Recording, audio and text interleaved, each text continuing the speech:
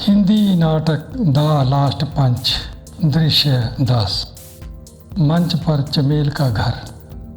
चमेल का मंच पर प्रवेश कुछ सोचते हुए एक चक्कर लगाता है, फिर अपने आप से चमेल, काम तो हमारे शेर ने शेरों वाला किया। हमारी होने वाली नूरानी प्रीत वाला के लिए गुंडे से भिड़ गया, बेशक अंदर हो गया, पर हमारी नूरानी के दिल में घर तो ज़रूर कर गया होगा। तभी विंग में से चमेली का प्रवेश। चमेली, धीरे के बापू, इससे पहले कि पुलिस हमारे बेटे को पीटे और उसका बुरा हाल कर दे, कोई जुगत भिड़ाओ उसको बाहर निकालने की। चमेल, जुगत क्या करनी है, चलते हैं थानेदार के पास और करते हैं उसकी मिन्नत। चमेली, तुम तो कहा करते थे तुम्हारी पहुंच ऊपर तक है। चमेल, पहुंच तो थी, पर अब मैं हूँ चला हुआ कारतूस, और उस कारतूस को कौन पूछता है। चमेली, तो अब चमेल, वो थानेदार, उसका नंबर है मेरे पास, उसी से बात करते हैं। चमेली, तो फिर देर किस बात, करो फ़ोन। चमेल अपना फ़ोन निकाल कर एक नंबर मिलाता है, फिर फ़ोन पर बात करता है। चमेल, थानेदार साहब, मैं हूँ रिटायर्ड मास्टर चमेल सिंह। वो जो रणधीर सिंह नाम का लड़का आपने पकड़ा है, वो मेरा ही बेटा है। फिर चौंक कर, हैं जी, क्या कहा। चमेली की ओर मुड़कर, लो कर लो बात। चमेली, क्या बोला वो थानेदार। चमेल कहता है तुम्हारा लड़का नशे करता है। चमेली, उसे कहो हमारे बेटे ने तो नशे को कभी छुआ तक नहीं। चमेल फ़ोन पर, थानेदार साहब, हमारा बेटा बॉक्सर है, नशे के तो वो पास भी नहीं फटकता। चमेली, आप क्या बोला। चमेल कह रहा है एक समय की पुड़िया उसकी जेब से निकली है। चमेली, बेड़ा घर को इस थानेदार का हमारे बेटे पर झूठा इल्ज़ाम लगा रहा है। चमेल फ़ोन पर, थानेदार साहब, क्यों भले लड़के को मुजरम बनाने पर तुले हो। आप ये बताइए, हमारे बेटे को छोड़ने के लिए कितनी धूप देनी पड़ेगी। चमेली, आप क्या बोला। चमेल कहता है बंदा तो बुद्धिमान है, इससे पहले कहता है वो कि वो हमारे बेटे पर पर्चा करें, उसे छुड़ाने के लिए जल्दी से जल्दी कोई इंतज़ाम करें। फिर फ़ोन पर, कोई बात नहीं साहब जी, जल्दी मिलते हैं आपसे। यह सुनकर चमेली तेज़ी से विंग में जाती है। उसे विंग में जाता देख चमेल अपने आप से कहता है, अब ये क्या करने वाली है। इतने में चमेली हाथ में एक बक्सा लेकर मंच पर प्रवेश करती है। चमेल, ये बक्सा मैंने देखा है कई बार, पर इसमें क्या है, कभी खोलकर देखा नहीं, दिखाओ तो क्या है इसमें। चमेली बक्से को लाकर एक टेबल पर रखती है और कहती है, लो तुम भी अच्छी तरह से देख लो।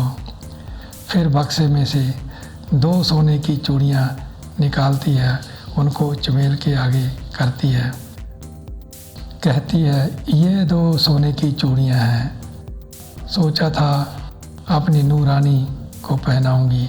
चमेल चूड़ियाँ उसके हाथ से लेकर हाथों में तौलते हुए काफ़ी भारी लगती हैं, और चमेली डिब्बे में से चांदी की पाजेबें निकालती है, बोलती है, ये पाजेबें हैं, सोचती थी इन्हें पहनकर जब हमारी नूरानी आंगन में चहलकदमी करेगी तो उसकी छन छन से आंगन गूंज उठेगा।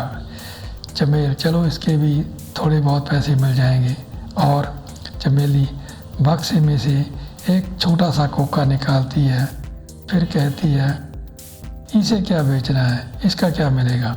चमेल, चलो अब ये बेचारा कोका अकेला बक्से में क्या करेगा, इसे भी बेच ही देते हैं, 150 तो मिल ही जाएंगे।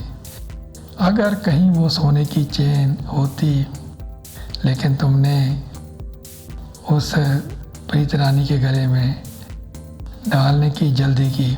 चमेली, तुम भी तो यही चाहते थे, और फिर मैंने सोचा कि सोने की चेन से वो चाँद जैसी लड़की हमारे घर की दुल्हन बन जाए तो बुरा क्या है। तभी विंग में से एक कार के रुकने का स्वर, जिसे सुनकर दोनों चौंकते हैं। चमेल विंग की ओर देखता हुआ, लगता है ये कार हमारे दरवाजे के आगे ही आकर रुकी है। चमेली, अब कौन हो सकता है। चमेल, पास चाप से तो यही लगता है कि ये हमारा बेटा धीर है। तभी मंच पर रणधीर का प्रवेश। कुछ पलों के लिए पति पत्नी दोनों भावुक दृष्टि से रणधीर को देखते हैं, फिर दोनों भाग कर रणधीर को आलिंगन में ले लेते हैं। चमेली, अरे बेटा तुम आ गए। चमेल, हम तो ये जेवर बेचकर तुम्हें छुड़वाने की तैयारी कर रहे थे। कहता है चमेल, चमेली, लेकिन थानेदार को पता चल गया होगा कि तूने एक लड़की को बचाने के लिए उस गुंडे की पिटाई की है, तभी तुझे छोड़ दिया। रणधीर, मम्मी, थानेदार साहब तो मुझ पर ड्रग स्मगलिंग का केस डालने वाले थे, लेकिन भला हो उस लड़की का। चमेल, किस लड़की का। रणधीर विंग की ओर मुँह करके, मैडम जी अंदर आ जाइए। तभी मंच पर आंखों पर धूप का चश्मा लगाए प्रीत का प्रवेश। चमेल और चमेली दोनों उसे देखकर चौंकते हैं। चमेली धीरे को, तो तुझे हमारी होने वाली नूरानी ने छुड़वाया है। रणधीर मुस्कुराकर प्रीत से, लीजिए, इन्होंने तो ज़बरदस्ती आपको अपनी नूरानी बना लिया। पाँव छूइए अपने सास ससुर के। प्रीत, वैसे तो मैं इन दकियानुसी बातों को मानती नहीं, कहते हो तो हाथ लगा देती हूँ पैरों को। तो वो आगे बढ़कर चमेल और चमेली के पाँव छूती है, दोनों से आशीर्वाद देते हैं। चमेल, चमेली, बेटा खुश रहो। प्रीत उठती हुई, बेबे बापू, आपके लड़के को छुड़वाने के लिए मुझे उस थानेदार को 10 लाख का चेक देना पड़ा। चमेल चमेली चौंकर, 10 लाख का।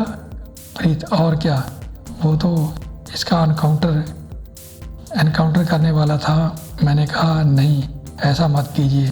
10 लाख में डील फाइनल हुई। रणधीर, क्या प्रीत जी, वो 10 लाख आप मुझे देती, मैं अपना जिम खोल लेता। प्रीत मेज पर पड़े बक्से के पास आती है और बक्से में पड़े गहने देकर चमेली की ओर मुड़ती है, बोलती है, ये जेवर।